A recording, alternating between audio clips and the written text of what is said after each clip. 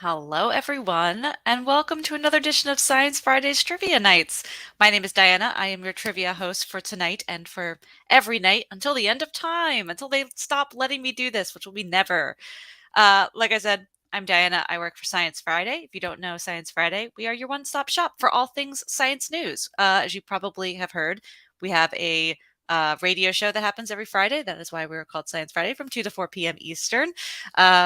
This week's going to be a great show. I'm really looking forward to it. Last week was a great show, too. It was a rerun, as a few people have mentioned. We did play some stories from our recent past. One was actually from 2000, which was pretty cool.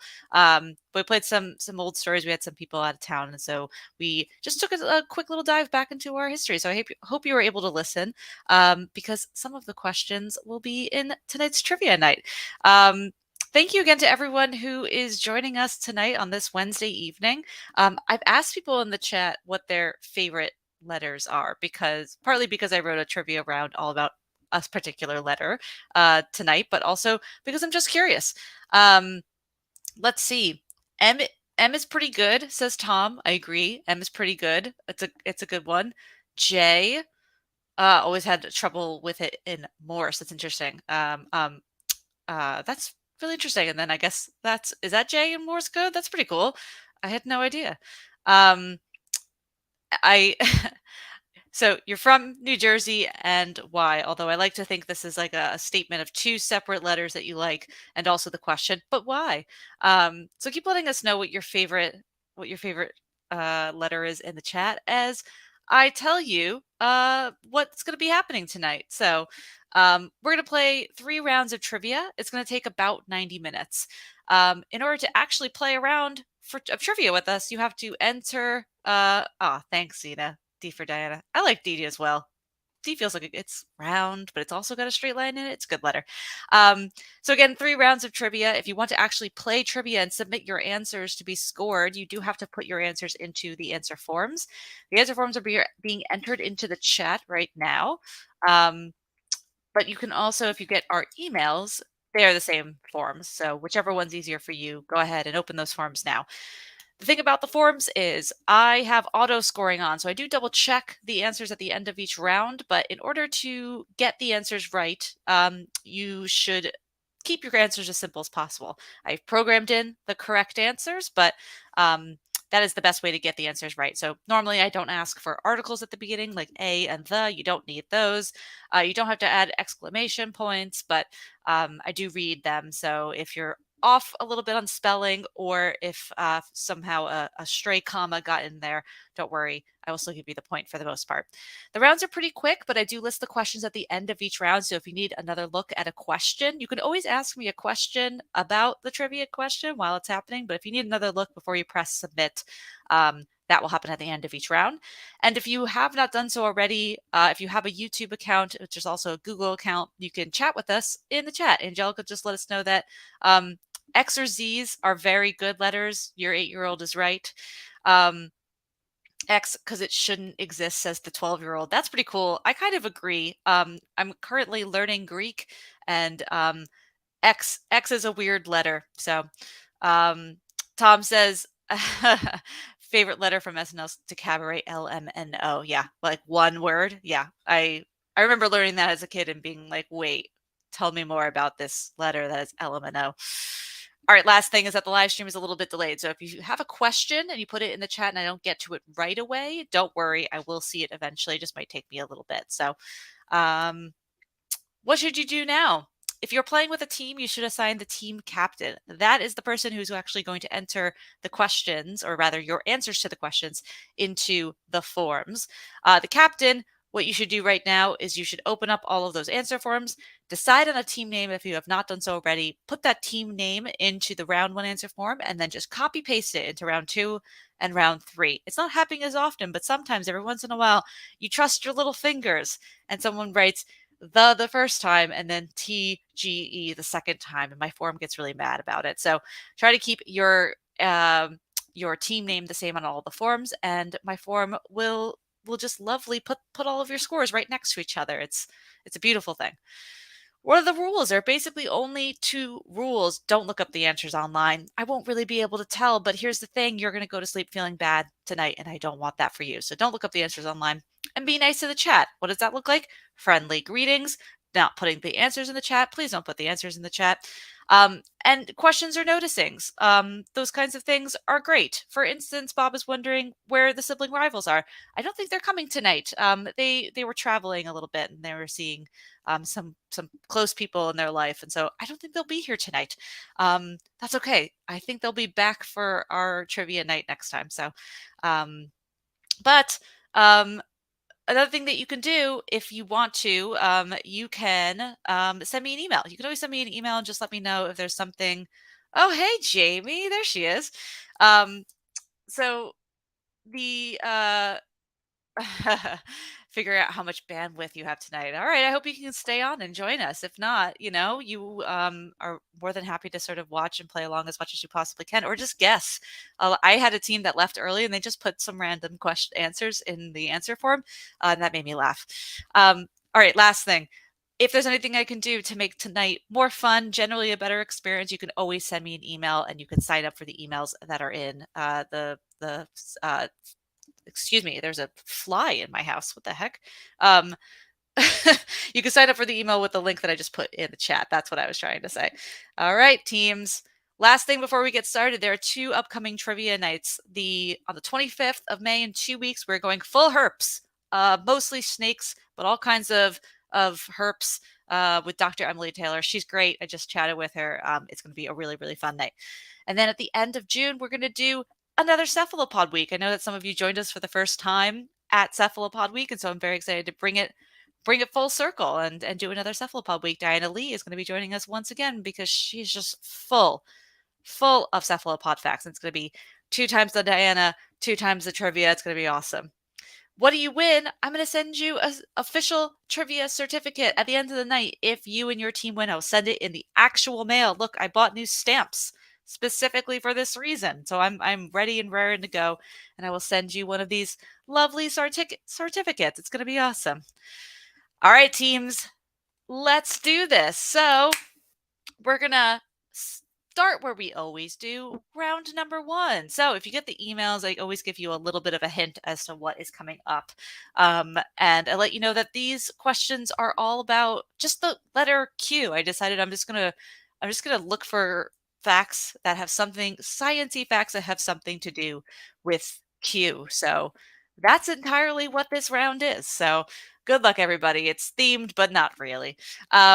If you are if you need the form, by the way, it is in the chat. It is ready for you. Otherwise, let us start where we always do with question 1. When Caltech physicist Murray Gell-Mann predicted the existence of a wildly small set of particles in 1964, he playfully dubbed them quarks. He was inspired by these lines of poetry from a 20th century writer. 3 quarks for Muster Mark. Sure, he hasn't got much of a bark, and sure, any he has, it's all beside the mark. Who wrote those lines? So I'm looking for the name of the person who wrote those lines of poetry that inspired Gell-Mann to actually name quarks. So pretty cool. I promise, Bob, I did not write any questions about QAnon. Not very sciencey of me. So I can promise you that much. One of them is kind of about Q, not the thing or entity, but one of them is just kind of about Q in so much as Q is in the word. The rest of them have something to do with things that start with Q for the most part. You'll see. Don't worry. All right. So once again, we are looking for the 20th century poet who wrote these lines here that inspired the name quarks, the very, very, very incredibly small particle. All right. That is question number 1. Here's question number 2. Desquamation typically affects what part of the body? Desquamation affects what part of the body? I told you most of them are about the letter Q, but also I just started looking things up, and I was like, that's got a Q in it. That's an interesting fact. I bet someone will know this. And you can be pretty general here. You don't need to be super, super specific. Again, the question is, desquamation typically affects what part of the body? It's a fun letter to pick, Q, if you're writing trivia, because there's a lot of things that start with Q, but also not that many. So you actually, in the end, have not that much to choose from. You can pick sort of the big name things like quarks, and that gets you about halfway there. And then, for instance, we're going to move on to question number 3, a question about quails, because of course. If a crossword puzzle asks you for the word for a group of quail, seemingly flock, bevy, and covey are all acceptable answers. So take with that what you will.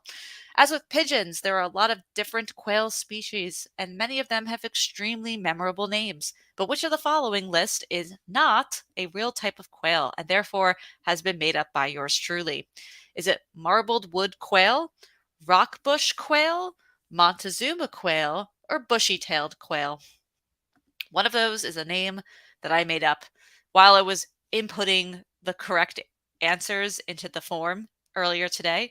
I had forgotten which one I had made up, and I had to like look it up because I was like, I'm not. I think that's real. I don't think I made that up, and I had to relook it up because I had forgotten. I had forgotten. This was actually the round that I wrote like 2 weeks ago. Replaced it with the round that we talked about last week about birth control and contraception. Um, and so I wrote this. I'd completely forgotten everything that I had written, and so I had forgotten which one was true. I guess also I had forgotten which one was false because one of these is false. I promise. I did look it up again. But again, which of these is not an actual type of quail? Marbled wood, rock bush, Montezuma, bushy-tailed. One of those is not a real quail. All right, that's question 3. Here's question 4. Instead of using one metal to make a coin, the US Mint uses multiple kinds of metal pressed together into layers called a clad coin, which is just very fun to say. Before 1965, quarters were made of 90% silver. But what metal is the innermost layer of quarters made of these days? So these days, we don't make them out of silver anymore. I think it's both too expensive and maybe I don't know if we have access to as much silver as we used to. And so instead we make it out of a different thing that is not silver. They are silver plated essentially. So the outside is silver, but the inside is something else. What is the inside? The innermost layer of quarters made of these days. I also looked up recently, I found a chart that was like all the different things that pennies are made of and how much they weighed. And a penny from like the 1700s weighed like 10 times more than a penny does now. I think it weighs like 30 something grams, and it used to weigh like 2 something or 3 something grams, 300 something grams.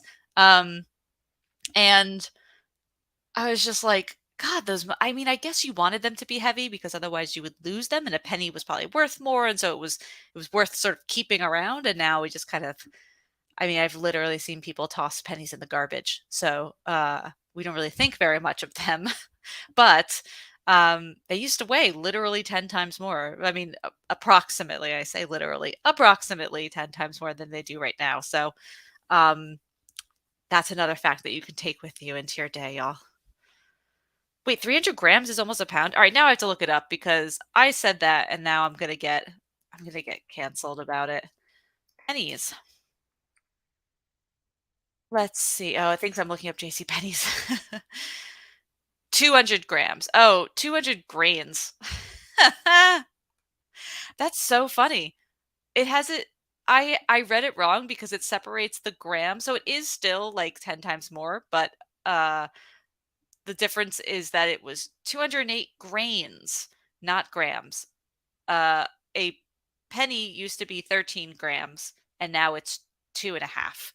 So I'm not very good at conversion rates or at understanding how heavy a gram is. So that's pretty funny, actually. Thank you, Jonathan, for calling me out on the fact that 300 grams would actually be incredibly heavy for a penny. And even a penny that's worth much more than it is now should not weigh that much. So thank you. Now we learned something great together. I don't know how you, I mean, obviously I can tell how you weigh a grain because it's the conversion is basically here. If it's 2.5 grams, it's 38 grains. But what's a grain? Did we used to weigh stuff in grains? I'm going to move on. We're going to get stuck on this forever. So instead, we're going to move along to the last question of the round, question number 5. Many ant species have queens, the member of the colony that lays eggs. The rest of the ants are divided into different roles that support the queen and the colony as a whole. So, which ants become queens and how is that determined?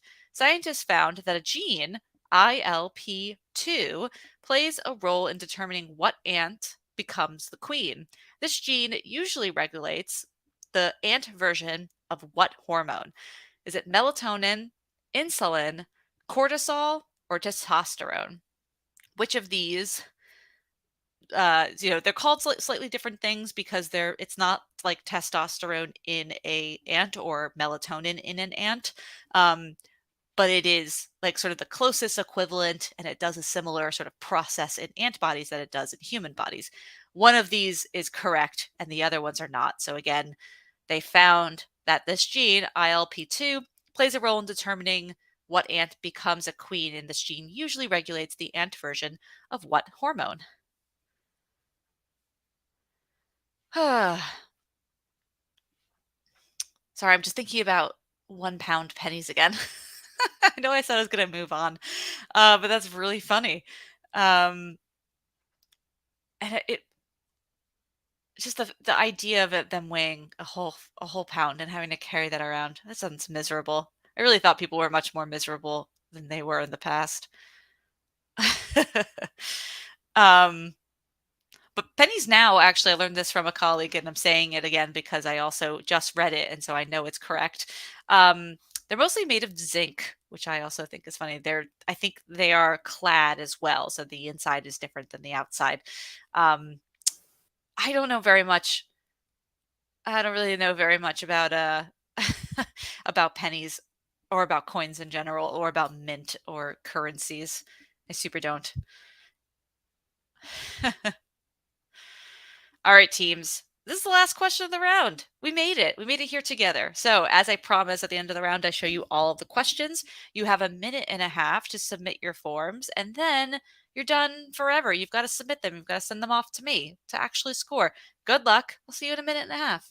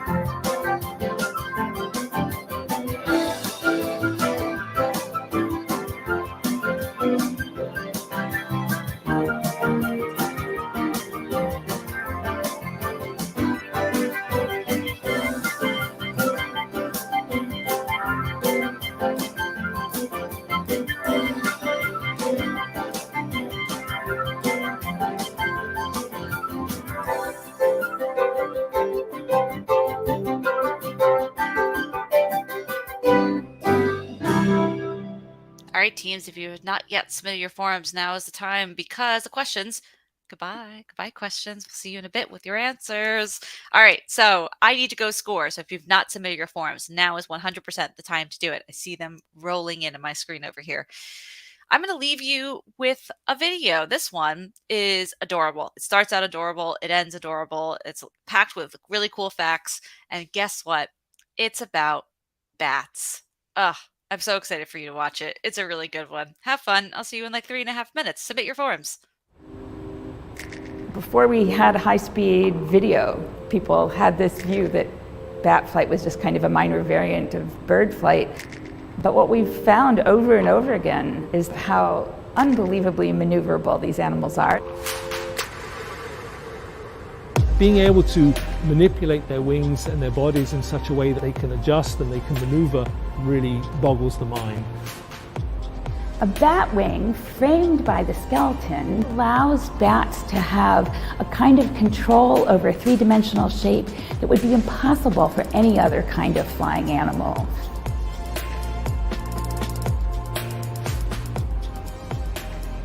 I'm Sharon Swartz. I study bats, how they fly, and the structure of their wings. And I'm Kenny Breuer. I'm a professor of engineering and I study animal flight and fluid mechanics. So the collaboration between Sharon's lab and my lab allows us to approach the same problem from two different perspectives. We really find that we can do much more interesting things together than either of us can do by ourselves, because we're able to combine aerodynamics with the study of the morphology of the wings. There's a lot of really fundamental differences between the flight of birds and bats. So a bird wing is a relatively stiff airfoil. Bats have a whole hand in their wing, and that allows them to change the conformation and shape of the wing with incredible dexterity and precision. So the bones of the part of the wing that's closest to the shoulder, the humerus and the radius, have the kind of geometry that we see in birds. But once you cross the wrist joint, we see bones that are less mineralized, and that makes that bone itself less stiff. It actually promotes bending. We don't usually think of skin as being a muscular organ, but the skin of the wing membranes of bats is invested with a whole series of muscles. And what we observe is that the muscles turn on and off in every wing beat cycle. And so these muscles can change the stiffness of the skin in the wing membrane. And so that means the muscles change the aerodynamic properties of the airfoil.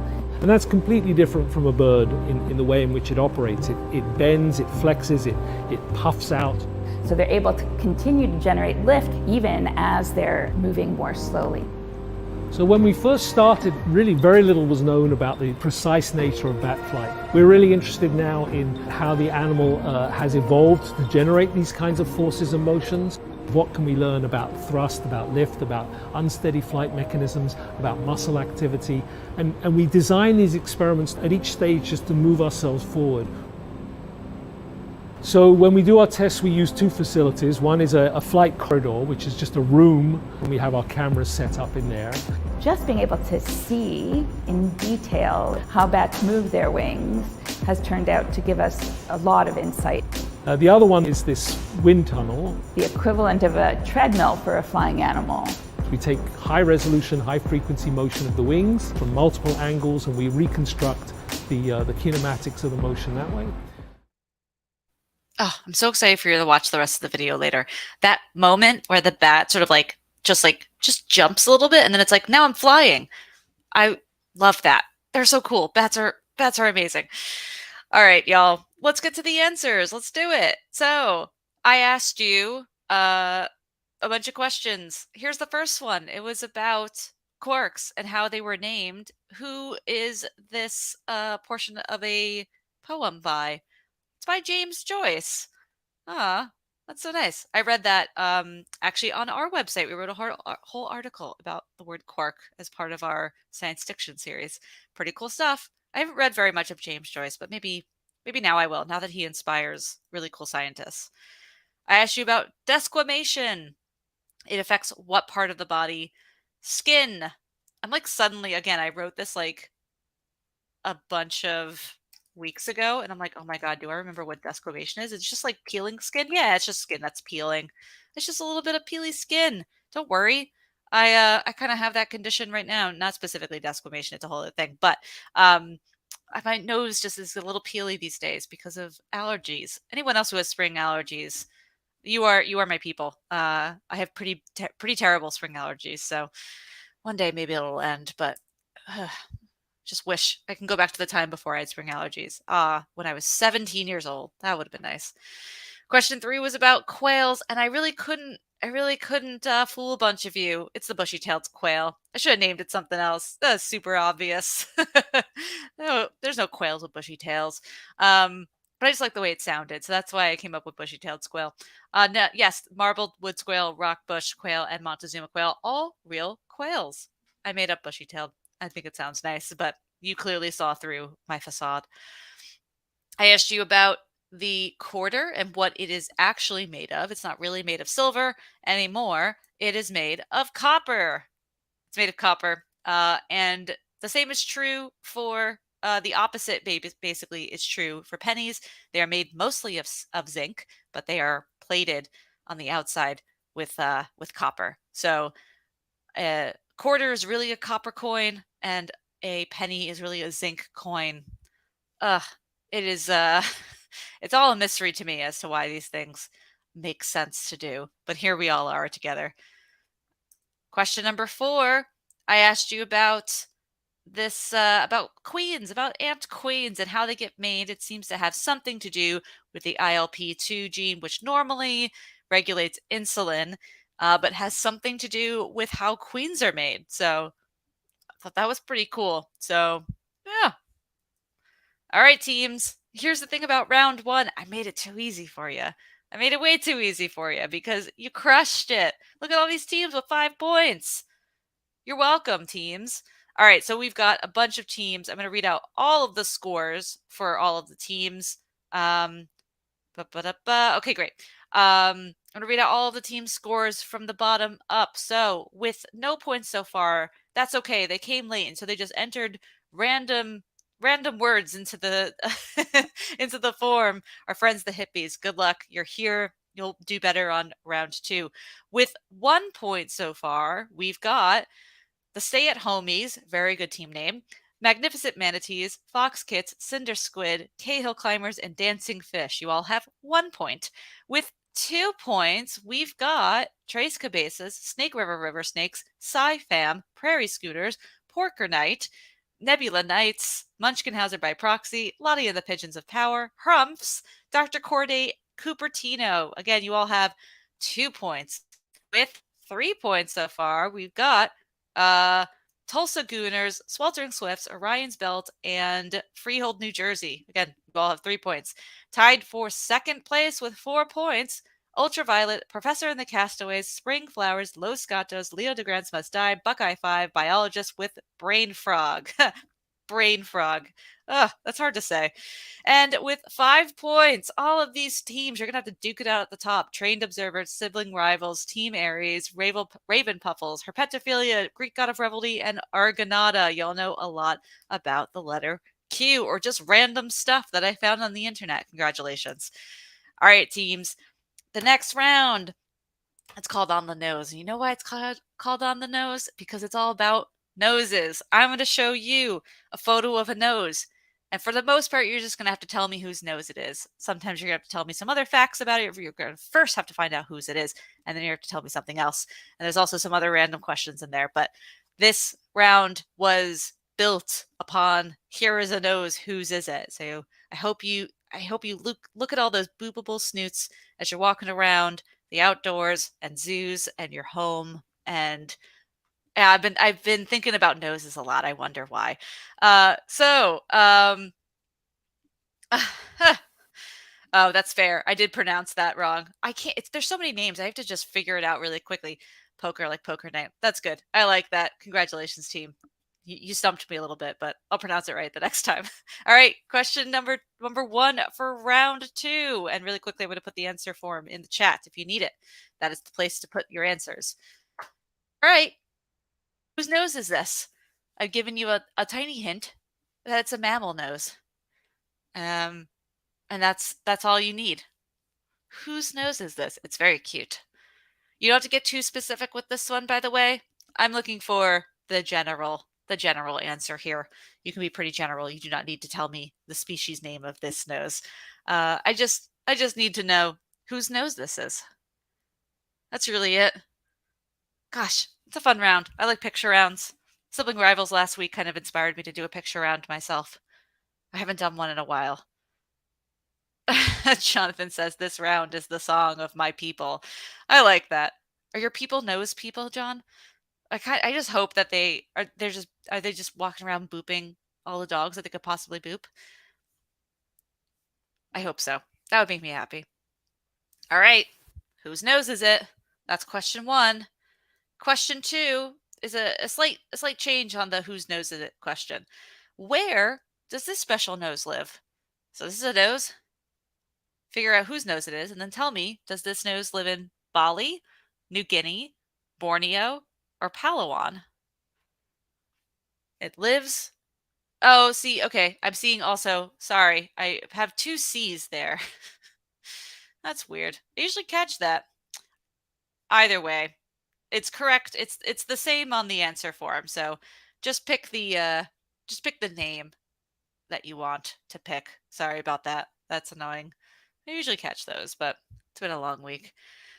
All right, but which of these is where this nose lives? Does it live on Bali? Does it live on New Guinea, Borneo, or Palawan? Where does this nose live? Tell me where this nose lives. tell me where this nose lives. It's a really cool nose. It's a high quality nose, as one would say. All right, that's question 2. Here's question 3.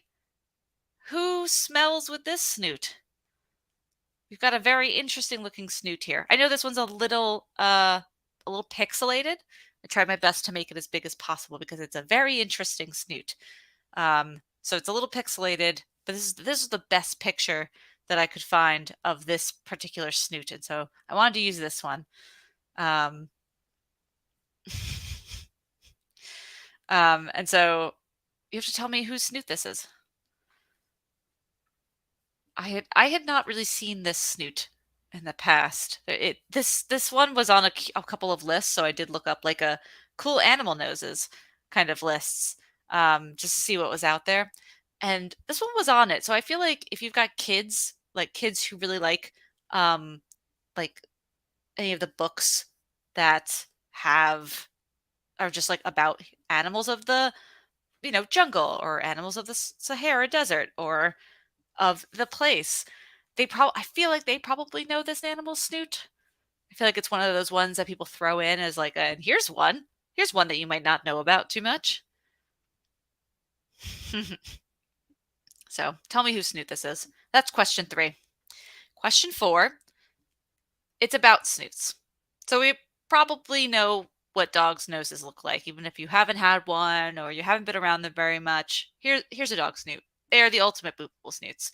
Dogs have up to 300 million olfactory receptors in their noses, compared to about 6 million in humans. And the part of a dog's brain that is devoted to analyzing smell is, proportionally speaking, how many times bigger than ours? So how many times bigger are dogs' brains, the part that analyzes smells, bigger than humans? Is it 4 times, 40 times, 400 times, or 4,000 times? How many times bigger is the part of the brain that analyzes smells in dogs than in humans? I did spend, I will tell you, a good amount of time trying to find the best picture of a dog. I definitely had some personal photos of dogs that I could have used for this one, some very good snoots. But this one I liked. I found this one on Unsplash, and I feel for this dog. He wants whatever treat that person is holding to get this photo. And he's a good boy. He's a good old boy. He's got a little bit of white around his whiskers. That's just a good dog. That's a good dog picture. That one made me happy. All right, so again, I need to know how much bigger is a dog's smell analytic center in its brain than a human's. And the last question of the round is question number 5. This nose is both dangerous to get this close to and very, very cute. It is also sometimes prepared both as part of a soup, a jelly, or simply cooked and sliced as something of a special treat. Whose nose? Whose nose is this? It's a very good little nose. It's got a little bit of snow on it, and it makes it all the better. I hope, even if you didn't learn anything this time, if you're like, I know all of these noses, that you were just reveling in the fact that I got to show you for 25 minutes of your life a bunch of very cute animal noses. It made me feel great this week. I was like, I'm going to do a joy-filled round, and it's going to be about noses. And I think everyone's going to come with me on this. All right, teams, those are all of the scientifically accurate boopable snoots. Here is all of the questions in photo form. I need you to answer the questions, complete the form, and send it off to me. You have a minute and a half to do so. Do your best. Good luck. I'll see you soon.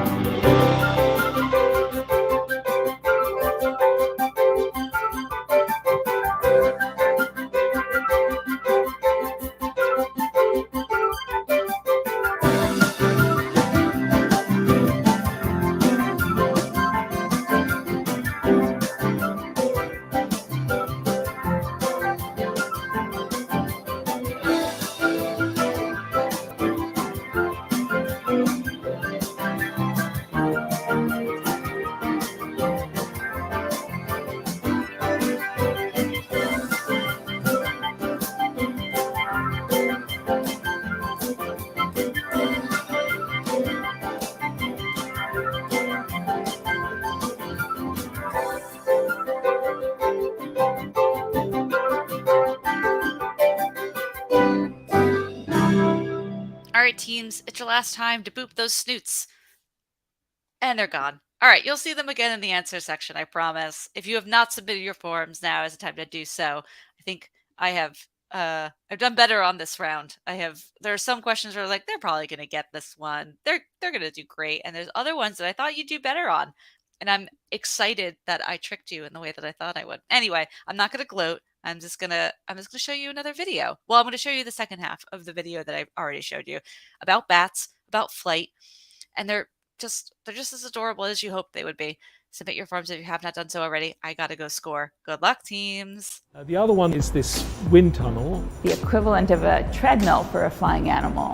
We take high resolution, high frequency motion of the wings from multiple angles, and we reconstruct the kinematics of the motion that way.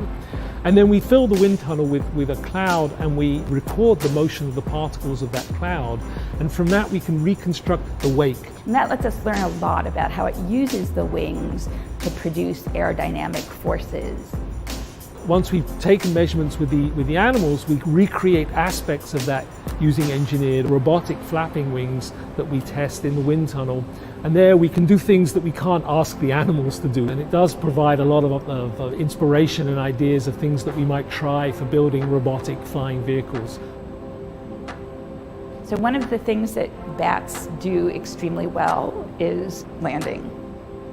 They have to slow down, they have to flip themselves upside down and land hanging onto the ceiling or hanging onto a tree roost. It's like doing a high dive backwards. What we've found is that during the last 2 wing beats of a bat preparing to land, there's almost no aerodynamic force produced. They also use the mass in their wings to manipulate their body, and that controls their rotation in the same way that a high diver controls her rotation when they dive. The bats are incredibly agile and maneuverable, and they're very resistant to perturbations in the air, to gusts. If we want to understand how bats are able to do this so well, we have to have some way of providing a gust to the animal in the lab and then seeing what it does in detail. We have 2 sets of laser crossbeams here, so that when the bat flies through, the bat breaks the laser beams. That sends a trigger signal. The air jet delivers a puff of air, and we can capture all of that in high-speed video from above and below using an array of high-speed cameras. We find that even really strong gusts of wind, they recover stability in less than a single wing beat. And so what we're trying to understand now is what are the mechanisms that they use to recover so quickly? What is it about the properties of the body and the wing that might return control passively, and how much is active? The ability to do these experiments really gives us a unique insight as to how these animals move and maneuver, and also just how they evolved. I mean, what is the evolution of flight in mammals? I think that we understand enough now about how flight works where we can look at the origin and diversification of bat flight. It's a beautiful evolutionary laboratory. I love those moments where you've recorded something that no one has seen before. A moment of insight into the natural world. It doesn't matter how tiny it is. There's nothing like that.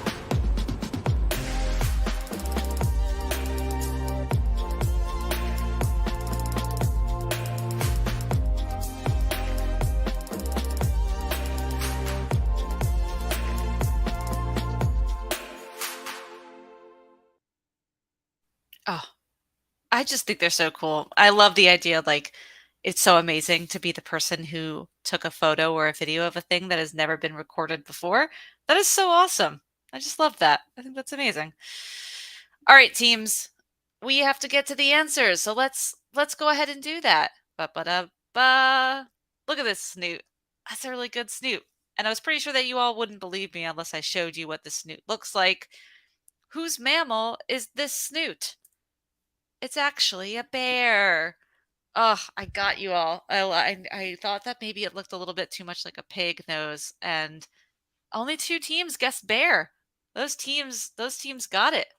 So, but it is a bear. This is specifically a let me just look it up real quick to make sure I'm not saying the wrong thing. A Malayan sun bear. Ugh, I like them very much. They look a little bit more like dogs than I think a lot of bears do. And this is the best picture of one that I've ever seen in my entire life. Anyway, it's a bear.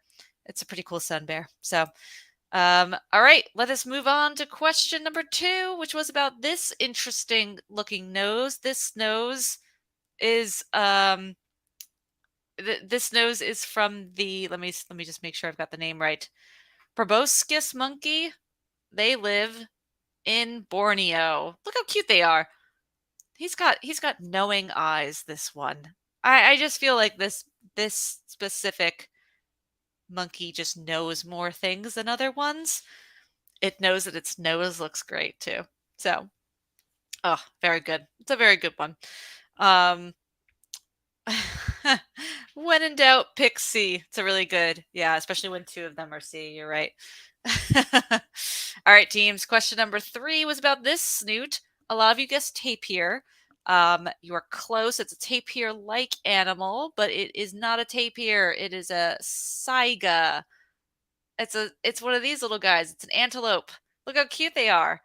I like it so much. I don't know too much about this specific animal. I believe they live in where do they live? I didn't even write it down, y'all. They're very cute no matter what. They live in Russia, apparently.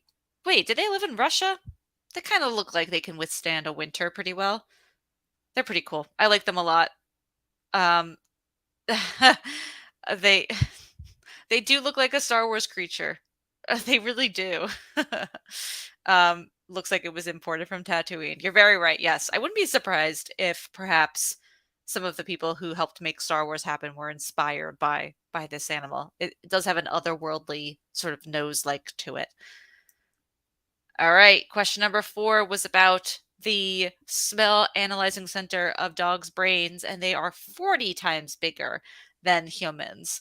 Dogs have pretty big brains, so they can't dedicate all of their space to smelling, but they do want to do more because that's how they understand the world better, and their noses are really well equipped to do this amazing smelling. They're a little bit wet. They've got those little notches that actually help air sort of circulate inside of their nose so they can smell better. It's super interesting. Yeah, dogs are great. You can't convince me otherwise. And question number 5 was all about this beautiful snoot. I don't have a different photo of it because actually this is the image of it, but I promise you this is a moose nose. This is a very cute moose nose. Some of you guessed things that are quite similar to moose nose. I'm seeing a bunch of donkeys. What else am I seeing? I'm seeing some caribou, some reindeer. Moose and reindeer are different, so I couldn't give it to you there, but they do look very similar. So there is that, but it is a moose nose after all, isn't it always? All right, teams, let us get to the round 1 and 2 scores and see where you land. Wait, so really quickly, Jamie, your brother's husky took down a moose. Really? That's scary. I'm sorry. It's unacceptable. That's really scary. Also kind of cool. But no, it's scary. I love dogs. I can't. I'm going to keep going. All right, teams. This is the round so far. Let me read all of the scores to you once more. We've got 2 teams. Oop, we've got more than that. We've got 4 teams. 3 teams who have 1 point so far, who are just doing their best. Stay-at-homies, magnificent manatees, and hippies. You all have 1 point. You're doing great. I promise. Is that it? Oh, one more team. Dancing Fish. You have 1 point as well. With 3 points so far, we've got Prairie Schooners, Fox Kits, Dr. Cordate, Cinder Squid, and Cahill Climbers. You all have 3 points. With 4 points, Snake River River Snakes, Sci-Fam, Poker Night, Nebula Knights, Munchkinhausen by Proxy, Lottie and the Pigeons of Powers, and Hrumps. You all have 4 points. With 5 points, we've got Freehold, New Jersey, Ultraviolet, Tulsa Gooners, Trace Cabeza, Orion's Belt, and Biologist with Brain Frog. You all have 5 points. With 6 points, Sweltering Swifts, Spring Flowers, Leo DeGrance Must Die, Cupertino, and Buckeye 5. With 7 points, tied for 4th place, Professor and the Castaways, Team Aries, Raven Puffles, Los Gatos, and Greek God of Revelry. With 8 points, tied for 2nd place, Trained Observers and Sibling Rivals. With 9 points, Herpetophilia in 2nd place, and with first place with 10 points so far, Argonauta. Juliana killing it. She knows all the noses. You can't pull a nose wall over her eyes. I'm going to keep going. All right, teams. The last round is all about last week on Science Friday. So as I mentioned, last week on Science Friday was a rerun show. So we had some people who were away for a week. And so we decided to play some of our best episodes of recent and not so recent past. And so some of these you might have heard before pretty recently. Some of them you maybe had never heard before because one of them was over 20 years ago. So so I'm excited to talk with you a little bit about them. But hopefully you enjoyed the segments, even if you had already heard them. I just put the round 3 answer form in the chat for you. So if you don't have that open, that is the place to put your answers for this round. And like we always do, we're going to start with question number 1. Last week, like I said, was a rerun week for Science Friday. We ran some of our best and most interesting stories from the past few years. We played an interview from 2000 with Bob Ballard, who trained dolphins, discovered giant worms and volcanoes, and was the team lead for the program to find the wreck of the Titanic. He told Ira that it took about how long to commute to the seafloor in Alvin, the manned deep ocean submersible. Again, we're talking round trip, aka down to the surface or down to the ocean floor and back up to the surface. How long does that round trip take in hours? It is in hours. So I want in how many hours was that quote unquote commute? I didn't listen to the full length of this interview because I was doing some work last week that required my utmost attention on Friday. So I heard about half of the interview, but I had not heard too much about Bob Ballard. I know that he actually works quite and lives quite close by, I believe in Connecticut. So he's kind of a local for me. But the interview was super interesting, and I feel like it would be pretty cool to talk about this kind of stuff again, because I don't think we talk too much about, like, of course, Cephalopod Week is coming up, so we're gonna talk about deep sea stuff again very soon. But I feel like we don't talk about this enough, and so it's a topic I hope we do more. Again, Jamie's asking round trip or one way. The answer is round trip. So I'm looking for the full amount that it takes to go down and then back up. It is totally okay, Jamie. No worries. I'm here for you. I will say the hint as many times as you need. Don't worry. But again, we're looking for the round trip down and back up to the surface. How long was the commute to the seafloor in Alvin, the manned deep ocean submersible? All right, that is question 1. Here is question number 2, another underwater story. If you listen to our story about fish sounds or read Lulu Miller's Why Fish Don't Exist, you're familiar with the idea that fish is a complicated concept. Our fish sounds expert, Aaron Rice from the Cornell Lab of Ornithology in Ithaca, says that basically there's how many groups of vertebrates known by the term fishes. So how many groups of vertebrates are known by the term fishes, as explained by Aaron Rice? Ooh, a quick question about the previous question. So what part of the ocean? So I will give you a hint that this part of the ocean was about 12,000 feet deep. So from the surface down to the bottom of the ocean, about 12,000 feet is how far they were submerging in Alvin. So yeah, we're looking for rough travel time. So this is the thing again. If you were listening closely, he said essentially what the round trip time was. So it's about general, right? Different areas, and it totally depends on how long it would actually take. But what did Bob Ballard say was about the round trip time to get down to 12,000 feet and go back up again? All right. So once again, we're talking here, though, about fish sounds. And Aaron Rice mentioned that there are basically how many groups of vertebrates that are known by the term fishes, which is just a very good sounding word to me. I love saying fishes. I know that a lot of times the way that we say it is like fish is a single fish is one kind of fish, but many of them. and fishes is different, like species of fish, all sort of grouped together. So that's how I tend to, that's how I remember it. But I also just like the word fishes. It's just a good word to say. All right, that's question 2. Question number 3. Which of the following is not the name of an amazing STEM drag queen? Yes, I looked it up to make double sure. And yes, one of these is not a drag queen, specifically a drag queen who is their subject matter is STEM related. Which of these is not one? Patagonia, David Attenborough, Analytical, or Dr. Sassy Science? At least one of these was featured on our segment about STEM drag queens, but many of them were mentioned on our website, in our social media, and by the experts who were talking on our segment this week. 3 of them are actual STEM drag queens. One of them is not, and uh, is instead just one that I made up all by myself. So yes. Yes, Jamie, you're correct. So Tao asks groups equals classes. So I think kind of. I'm trying to think of how far up like the tree of sort of like life he was talking about. I think it's closer to classes. Let me look really quick just so I can kind of answer your question. I think it's Yeah, I think he was talking about classes. It might be phylum, but I'm gonna guess that it was closer to.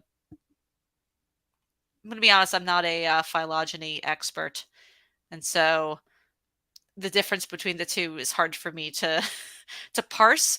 Do your best, Tao. It is, in fact, Jamie is correct here. I'm quoting the radio segment that guests used the phrase groups.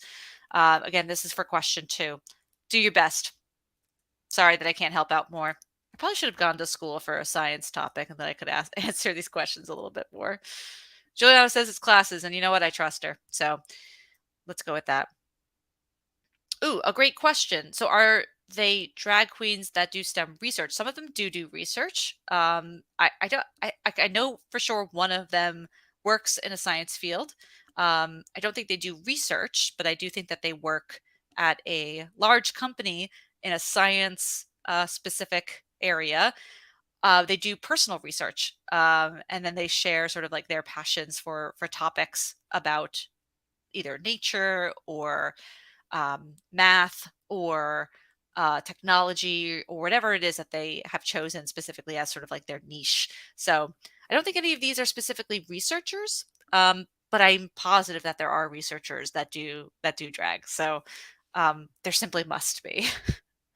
um, yeah, groups. Yes, you're totally right, Jamie. That groups is not a classic phylogeny term. No, it's not. So he was being general in the term. So anyway, let's move along as far as we can from anything underwater to question number 4. So, unfortunately, this is sort of in the bad news corner.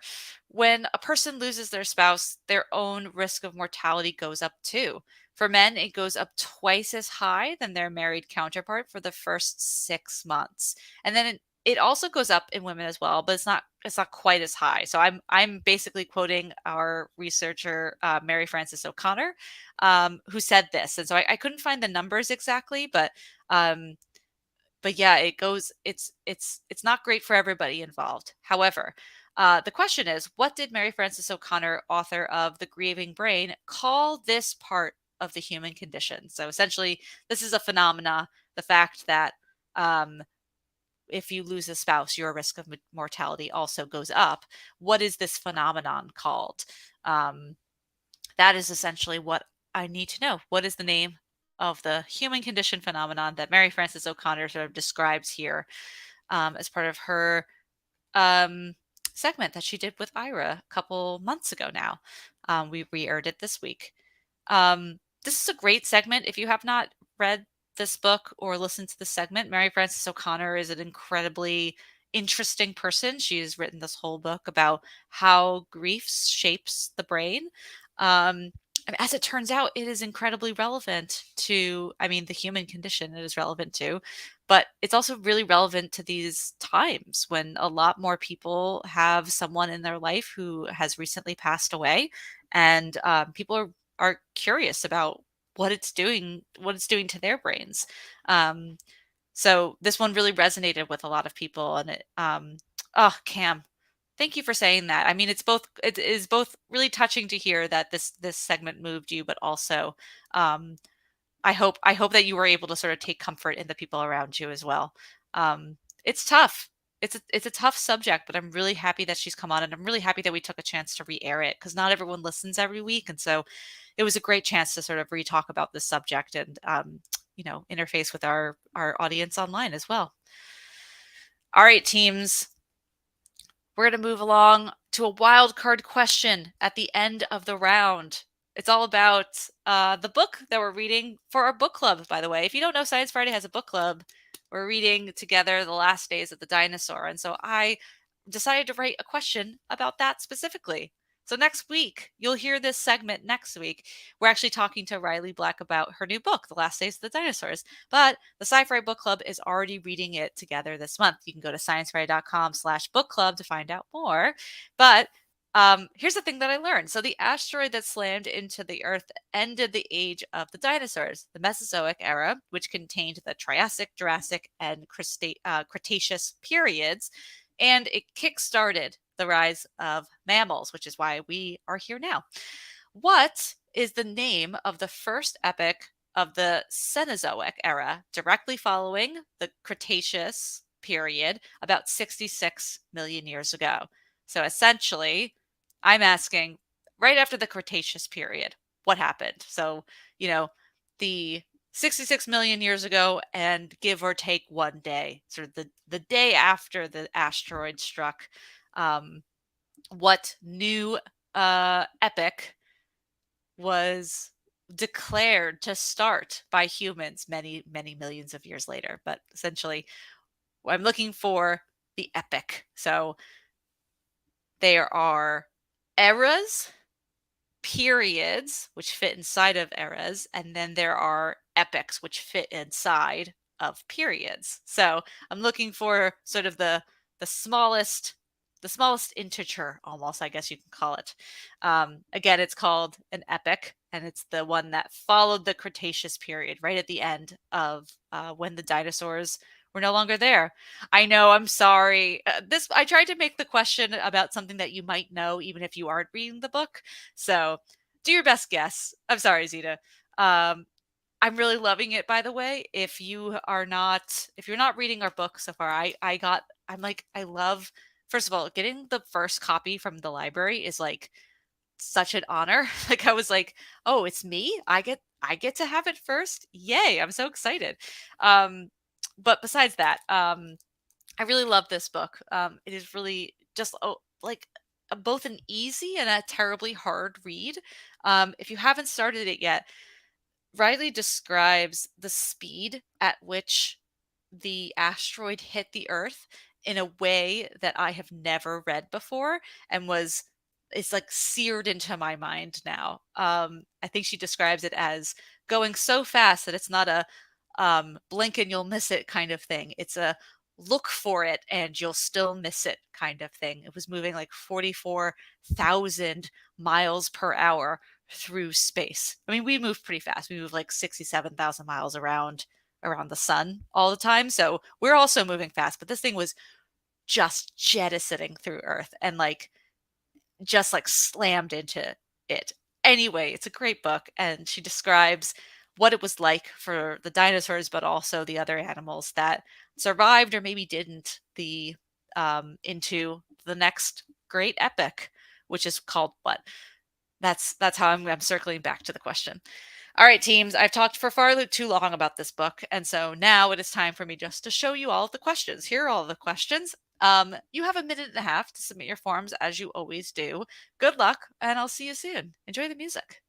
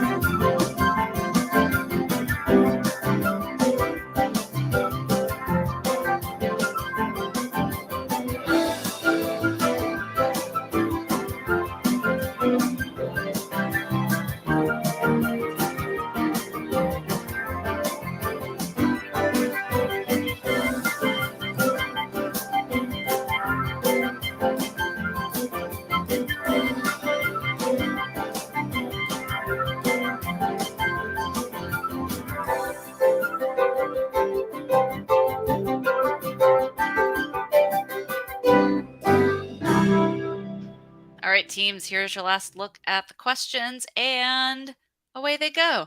All right, I have to go score, which means you have to submit your forms. So if you've not already done so, I see them slowly trickling in now at the end of the round. Please submit them. Great. So you've already watched a video about bats, and so now it's time for a different video. Ooh, this one's fun. This one is just about sort of like weird scientific instruments from the olden times. So things that might look a little bit like torture devices, but are just weird things that we either thought could do science or like did do science, but maybe not in the most efficient ways. So I'm gonna let you watch that video. It's about 4 minutes long. So have fun and submit your forms if you haven't done so already. And I'll see you soon. Bye, everybody. A lot of these objects have character. You can sense it. They have an aura about them. I mean, there's nothing sinister in this collection, and people look and they say, "Oh, what is that? Is that S&M or is that a torture device?" No, they're medical devices or they're life-saving devices. I mean, you have to think of someone wearing a smoke mask to go into a smoky building. They really had to be a hero to wear that stuff. And then you have some other things, and it could be a brace or a prosthetic device. And there is a sad story behind it. My name is Steve Ehrenberg, and I'm a collector, but now I'm a dealer. My son and I, we collect and buy anything from a prosthetic hand to an airplane engine. Scientific electronic equipment, medical head devices. It's early technology. And the collection has been going for over 30 years. I can't even count how many things we have. One of my favorite things to collect are early anatomical models. They're really art. Early on, they started with cadavers, and then came wax, and wax was unstable also. And Dr. Azu did them in paper mache. Every piece is hand painted and labeled, and maybe there's 400 pieces in this life-size horse. It's the kind of model I wouldn't want to take apart unless I had gone through 4 years of veterinary school. This is one of my favorite pieces, and it's French. There are different keys that connect to pulleys and to strings, and it shows how the different muscles of the eye works. When I was in school, I failed science. I was an artist. I was not geared to be a doctor or a scientist. So I found the aesthetics of some of this equipment to be more interesting than its use. You see design trends. You go back to Victorian times, and they used wood. They'd use mahogany. It'd be polished. It would have brass corners on it, and edges and details and knobs. And then you find aluminum, and you find pressed steel, and the shapes become more organic or more free-flowing. This was a teaching aid for learning how to reconstruct the face. Students would build a wax face over the metal skull. It looks as if Salvador Dali did that. That's a quack medical device for electrical treatment. Two wands that a patient would hold. They'd feel the electricity running through their hands, and they'd think that something was happening. If you look at early quack devices, they're designed to be better looking than their purpose. This is a nebulizer, and you can see it's Victorian. If you look at the legs And this was used by doctors. Maybe they had a little eucalyptus in this one, a little salt water in this one, and there'd be a pipe with a breathing apparatus, and they would mix a couple of things for the patient, and that'll be $5, please. The more important it looked, the better people thought it worked, and the more money the doctor would get. And some of these things aren't quack devices. They were state-of-the-art for their time. They just, over time, they proved not to really work that well. This is light therapy. Now they use light therapy to treat depression. But back in this, I believe this is 1920s. I believe this one was used to treat any number of ailments. It could have been kidney disease. It could be stomach problems. It looks like an electric chair, but it's actually from the Kellogg Sanitarium. You would sit in that chair and it would vibrate your whole body. I mean, everything there had to do with your bowels. I'd rather try the electric chair. I can't help but think when I see some of these new devices that are being used and new materials that 100 years from now we'll be looking back at them and laughing and calling them quack devices. But that's what science is. That's we always think state of the art and that we're ahead of our time and it'll never get any more modern than that, but it's always changing.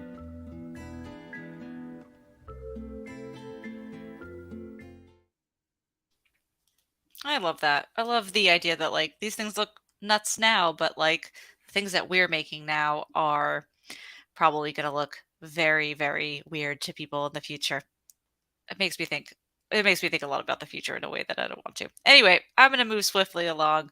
Let us see. Here come the questions. All right. So I asked you last week, we talked to Bob Ballard. I forgot I didn't even put the multiple choice questions up here, but this was a multiple choice question. How long did our friend Bob Ballard say it took to commute full round trip to the seafloor and back up to the surface in Alvin in order to do his searches for Titanic and other undersea things that he searched for? It was 5 hours. It took 5 hours, 2.5 hours one way. Yes, it took 5 hours to make it all the way down and come all the way back up. And I think he said that like you could only stay down on the actual like sea floor for like maximum 3 or 4 hours. So it was a long day, but it also was like the commute was much longer, just like in total than the amount of time that you could stay at the bottom of the ocean. So is it worth it? I mean, probably. So yeah, who knows? All right. Anyway, so question 2. If you listen to our story about fish sounds, we talked to Aaron Rice, and he said that there are how many groups of vertebrates that are known by the term fishes. So basically, how many classes? There are 3. There are 3 classes of fishes, essentially, the things that are known as fishes. There are cartilaginous fishes, so things like sharks and skates and rays, things that have cartilage. Ray-finned fishes, and lobed-finned fishes, which are coelacanth and lungfish. So 3 kinds of vertebrates that are all fishes, but are all very different from one another, which is another reason why like fish don't exist. The whole thing. You should read the book. Actually, I really did enjoy the book. It's a weird one, but it's a goodie. A weirdie, but a goodie. So if you have time in the next couple of months, if you're spending a lot of time outside and you need a book to read, it's a good one. Which of these is not the name of an amazing STEM drag queen? Some of which were interviewed for the Science Friday segment. Some were mentioned. Some were featured on our social media. The only one that is not an actual STEM drag queen is David Attenborough. David Attenborough is a name of a beer, actually, that I have had at nerdy bars in New York City. So I didn't even make that up. So, but it is the name of a thing, but it is not the name of a person. And it is definitely not the name of a STEM drag queen. It is a good name though. Whoever came up with that, very smart. What did Mary Frances O'Connor call this phenomena where when a person loses a spouse, their own risk of mortality raises as well? It's called the broken heart phenomenon. If you said broken heart syndrome, I gave it to you. As long as you said broken heart, I did give it to you. You're welcome to all of the people who just wrote broken heart and didn't write the word phenomenon or syndrome after it. So I gave it to you if you wrote any of those things. That is the correct answer. And it's kind of a depressing thing. And so I do think you should listen to the segment if you haven't already. It's a great segment. It is not depressing. This one fact pulled from it, maybe not the best fact that I could have pulled from it, but a good fact nonetheless. But this is a great segment. So if you didn't get a chance to listen to it, it's a good one. And the last one, you're going to get mad at me for this one, but again, I asked for the first epoch of the Cenozoic era, which directly followed the Cretaceous period about 66 million years ago. It's the Paleocene. And here's the thing about the Paleogene, which a bunch of people wrote. The Paleogene is a period like the Cretaceous period, which contains the Triassic, Jurassic, and what was the last one? It's here on this page. Wait, I'm going to go back. Cretaceous, sorry. After the Cretaceous period, so the Jurassic, and Cretaceous period, I'm gonna open my book right now, are all part of the Mesozoic, right? They're part of the Mesozoic era. The Paleocene is a period which contain or is a period. The Paleogene is a period which contains the epochs, which also contain the Paleocene. So the Paleocene is what I could accept. I couldn't accept the Paleogene because it's a different thing, and I'm really sorry. I'm sorry to all the people who were so close, but are technically incorrect. And so I love you all, but I can't give it to you. I had to be tricksy on this one. So sorry, teams. You did great. You know who else is great? All of you that come out to Science Friday Trivia every week. Thank you so much for doing this. We have somehow already made it to the end of our round. We're nice and efficient tonight. Wow, it's 9:45 here on the East Coast. I don't think I've ever done that before. So, but we're all here together. We made it. We made it to 9:45, and this was so much fun. I'm so excited that you all keep coming out to Science Friday Trivia. You're all the best. If you're having a great time and you want to support the work that we do, I would love if you would consider a tip to our tip jar. So I'm going to put, there's the link. So you can go to sciencefriday.com/donate-events and you can donate to our tip jar. Literally any amount is like wildly acceptable and appreciated by our entire team. Really any amount counts, and it actually matters less how much you give and it matters more how many people give. So I am so excited to keep doing this with you all basically forever. We might even have someone joining us to actually help out with trivia nights because that is how cool trivia nights are. So regardless, thank you so much to everyone who can donate and does donate on a weekly basis or whenever you can. Again, it doesn't matter how much you give. If you give $1, my heart literally soars. So thank you all so much. If you can't donate, totally fine. Keep coming to Science Friday Trivias. What you can do is you can subscribe to our YouTube channel. So you can go just below and press the little subscribe button and press the little bell that'll give you a notification when we do something cool, like have another trivia night or put a new video up, which we do sometimes. So I hope that you'll keep coming to Science Friday Trivia. They're really fun. And thank you all to everyone forever. I can't stop saying thank you, and I'm gonna have to stop now. All right, so I have to stop because I have to tell you who won tonight's trivia night, y'all.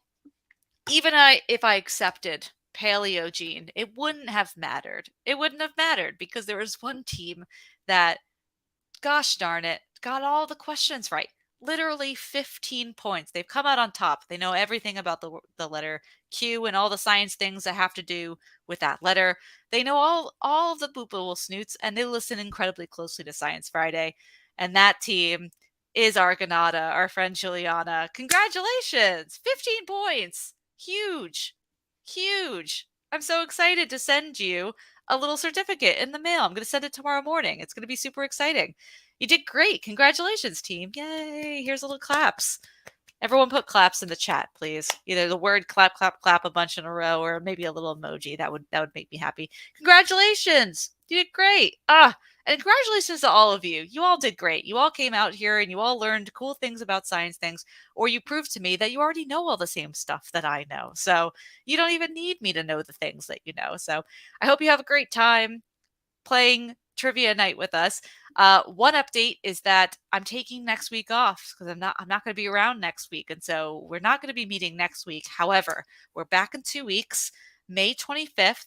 It's going to be awesome because Dr. Emily Taylor is going to be here. I've read some of the questions that she wrote so far. They're hard. So if you want to spend the next 2 weeks just reading a bunch of stuff about snakes, you won't even know as much about snakes as you possibly could, because maybe you could, but there's just so much to know about snakes, and I'm really excited for this trivia night. So hopefully I'll see you back here May 25th, same time, same place, just here on YouTube. We're just going to be hanging out together. So I hope you'll join us then for Science Friday Trivia. I'm Diana Montano. I will see you all in 2 weeks. Have a great week, have a great weekend, and have a great time being away. I will see you soon.